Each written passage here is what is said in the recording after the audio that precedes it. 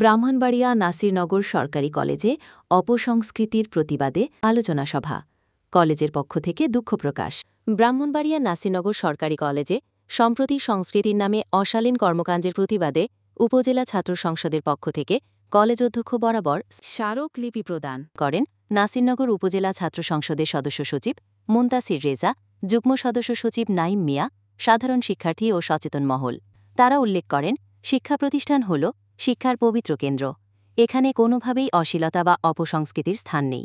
শিক্ষার্থীরা ৩ দফা দাবি উত্থাপন করেন।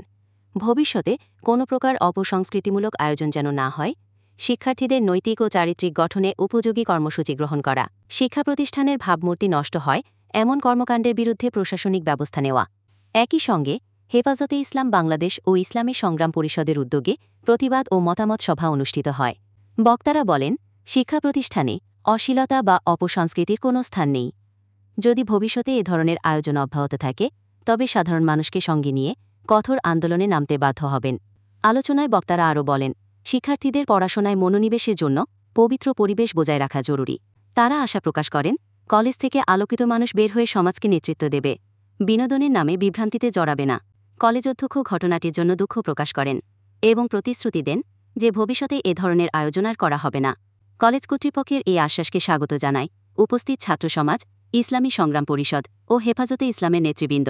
তারা আশা প্রকাশ করেন, শিক্ষার্থীদের নৈতিক ও সাংস্কৃতিক বিকাশে ইতিবাচক উদ্যোগ নেওয়া হবে, যা শিক্ষা প্রতিষ্ঠানের মর্যাদা বৃদ্ধি করবে। ভয়েস অফ ব্রাহ্মণবাড়িয়া 24 সংবাদে সারাক্ষণ।